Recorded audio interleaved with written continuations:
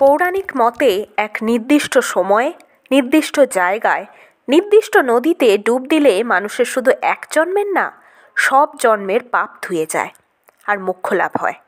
অর্থাৎ জীবন ও মৃত্যুর এই চক্র থেকে মুক্তি পায় মানুষ। আর এই দুর্লভ সংযোগ হতে চলেছে উত্তরপ্রদেশের প্রয়াগরাজে, যেখানে 144 বছর পর হবে বিশ্বাসের মহাসাগর মহাকুম্ভ মেলা। ভাবুন, কোটি কোটি লোক একই ধর্ম, একই সংস্কৃতিতে জুড়ে মিলিত হবে একই জায়গায়। যে মেলা এত বড় হবে যে বিশ্বের বিভিন্ন প্রান্ত থেকে ভক্তের সমাগমের জন্য একটা টেম্পোরারি শহর তৈরি করা হয়েছে।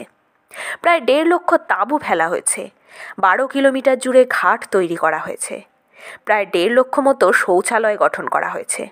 এই মেলায় শুধু আমাদের দেশের মানুষ না, বিদেশ থেকেও প্রচুর মানুষ আসবেন। মনে করা হচ্ছে প্রায় 40 কোটি মানুষের সমাগম হতে পারে এই মেলায়। যে মেলার জনসংখ্যা হবে আমেরিকার জনসংখ্যার থেকেও বেশি। এই মেলা এতই বৃহৎ হবে যে মহাকাশ থেকেও দৃশ্যমান হবে।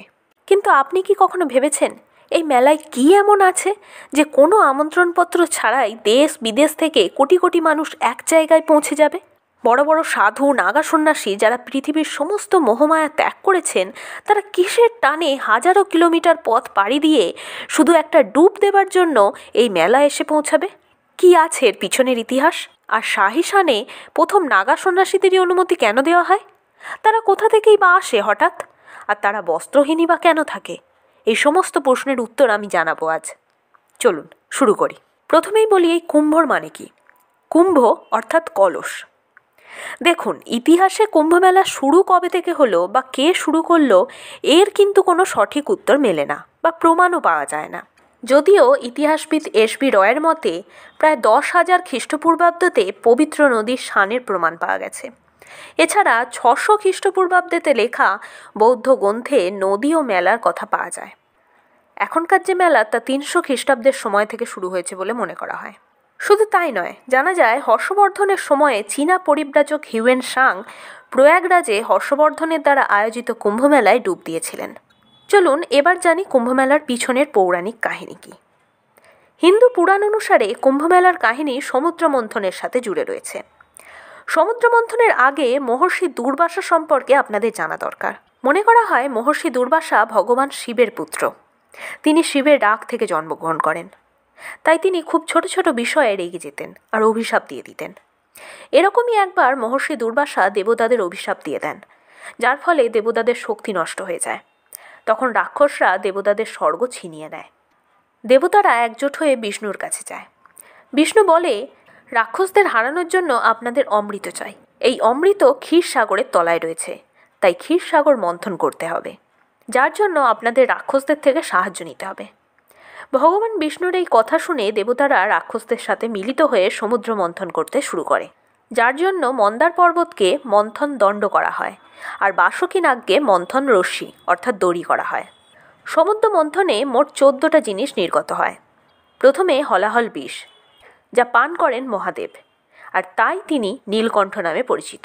এরপর কামধনু, ঐরাবত, কল্পবৃক্ষ, অপ্সরা, মা লক্ষ্মী, পাঞ্চজন্য শঙ্খ, পারিজাত বৃক্ষ, চন্দ্র, ধন্বন্তরী, কৌস্তবমণি, 7 মুখ বিশিষ্ট ঘোড়া এবং সব শেষে অমৃত। এই অমৃত পাওয়ার জন্য দেবতা আর অসুরদের মধ্যে যুদ্ধ শুরু হয়। এই যুদ্ধ চলাকালীন অমৃতের কিছু ফোঁটা পৃথিবীর 4 স্থানে পড়ে। এই জায়গাগুলো হলো গঙ্গা নদীর তীরে হরিদ্বার, ত্রিবেণী সঙ্গমে প্রয়াগরাজে, শিপ্রা নদীর তীরে উজ্জয়িনীতে আর গোদাবরী নদীর তীরে নাসিকে। সেই থেকে এই জায়গাগুলিকে পবিত্র বলে মনে করা হয়, আর এখানেই কুম্ভ মেলা হয়। এবার প্রশ্ন ওঠে, কেন 12 সাল পর কুম্ভ মেলা হয়? কারণ দেবতা ও অসুরদের যুদ্ধ 12 দিন ধরে চলেছিল। মনে করা হয় দেবতার একদিন মানে পৃথিবীর 1 সালের সমান। তাই কুম্ভ মেলা 12 বছর ছাড়া হয়। এবার বলি কুম্ভ মেলা কত প্রকার। কুম্ভ মেলা 4 প্রকার: কুম্ভ, অর্ধকুম্ভ, পূর্ণকুম্ভ, মহাকুম্ভ। কুম্ভ হয় 3 বছর অন্তর, অর্ধকুম্ভ 6 সাল অন্তর, পূর্ণকুম্ভ 12 সাল অন্তর আর মহাকুম্ভ 144 বছর অন্তর।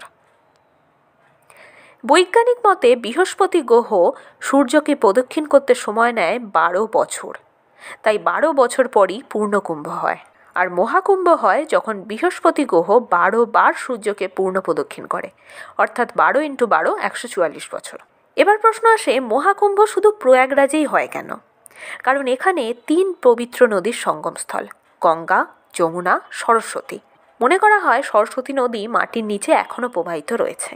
তাই 144 বছর পর এই মহাকুম্ভ মেলা অনুষ্ঠিত হতে চলেছে উত্তরপ্রদেশের প্রয়াগরাজে 13ই জানুয়ারি থেকে 25শে ফেব্রুয়ারি পর্যন্ত। এবার বলবো সেই নাগা সাধুদের সম্বন্ধে আর শাহী স্নান নিয়ে। অবাক হতে হয়, যেখানে হার্ভার্ড বিশ্ববিদ্যালয় নাগা সাধুদের নিয়ে চর্চা করছে, সেখানে ভারতের বেশিরভাগ মানুষই এদের সম্বন্ধে জানেন না। নাগা সাধু যারা নিজেদের সব কিছু ত্যাগ করেছেন, প্রথমেই নিজের হাতে নিজের অন্তিম সংস্কার করে এই নাগা সাধু হবার লক্ষ্যে এগিয়ে গেছেন। নাগা অর্থাৎ পর্বত। এই নাগা সাধুরা থাকেন পর্বতের দুর্গম এলাকায়, সেখানে তারা তপস্যা করেন। আমাদের দেশে প্রায় 4 লক্ষের বেশি নাগা সাধু রয়েছেন। এই নাগা সাধুরা শুধু শাস্ত্রজ্ঞানে উন্নত নন, এনারা অস্ত্রশস্ত্রও চালাতে পারেন। তাই নাগা সন্ন্যাসীদের যোদ্ধা সন্ন্যাসীও বলা হয়। এবার বলি শাহী স্নান কি, আর শাহী স্নানে নাগা সাধুদের অনুমতি আগে কেন থাকে। কুম্ভমেলা শুরু হয় এক শাহী স্নান দিয়ে। যখন গুরু আদি শঙ্করাচার্য নাগা সাধুদের নিয়ে একটি দল গঠন করেছিলেন, তখন তার উদ্দেশ্য ছিল সনাতন ধর্মকে রক্ষা করা। ওই সময় নাগা সাধুরা সনাতন ধর্মের সবচেয়ে বড় রক্ষক ছিলেন। তাই কুম্ভমেলায় সবার আগে স্নান করার অধিকার আর সম্মান দেয়া হয় এই নাগা সাধুদের।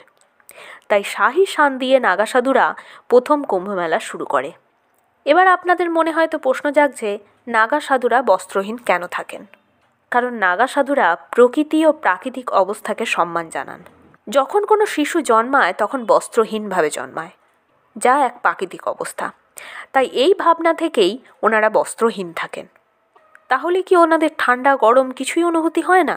আসলে যখন কোনো ব্যক্তি নাগা সাধু হবার প্রক্রিয়ায় প্রবেশ করেন, তখন তিনি এমন অবস্থায় চলে যান যে ঠান্ডা গরম তাপের কোনো অনুভব তিনি পান না। যেমন এক মায়ের গর্ভে এক শিশু থাকে, সে ঠান্ডা গরমে জীবিত থাকে, সেরকমই। এবার আপনি বলবেন, তাহলে নাগা সাধুরা ভস্ম মাখে কেন? আসলে নাগা সাধুরা এটা প্রমাণ করতে চান যে তিনি মৃত্যুকে জয় করে ফেলেছেন, মৃত্যুকে জিতে নিয়েছেন, মৃত্যুকে তাঁরা ভয় পান না। এটাই প্রমাণ করার জন্য তাঁরা ভস্ম মেখে ঘুরে বেড়ান। মহাকুম্ভ মেলা বিশ্বাস, ভারতীয় সংস্কৃতি, প্রাচীন ঐতিহ্যে ভরপুর। এই কুম্ভতে কোনো ভেদাভেদ হয় না।